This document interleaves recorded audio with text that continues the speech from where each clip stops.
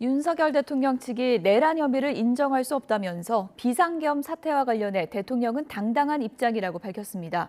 윤 대통령 내란 혐의 사건을 공수처에 넘기기로 한 검찰은 이첩할 자료를 정리하며 실무 협의를 진행할 예정입니다. 취재기자 연결해서 들어보겠습니다. 이경국 기자.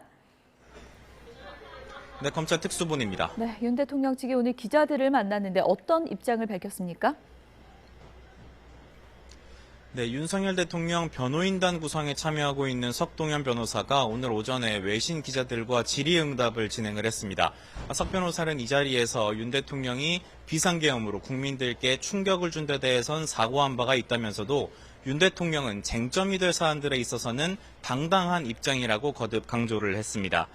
이어서 윤 대통령은 계엄 선포 당시 전국 상황 등을 국가적인 비상사태로 판단했었다면서 헌재 재판이 시작이 되면 윤 대통령이 직접 견해와 소신을 밝힐 것으로 본다고 설명했습니다.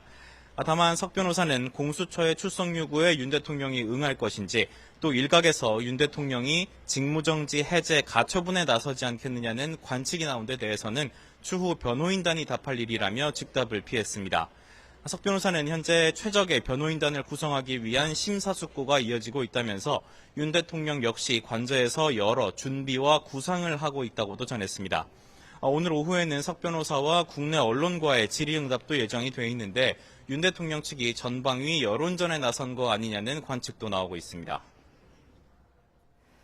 네, 검찰 분위기도 알아볼까요? 어제 윤 대통령 사건 공수처에 넘기기로 했는데 검찰 내부에서 반발 기류가 있다고요?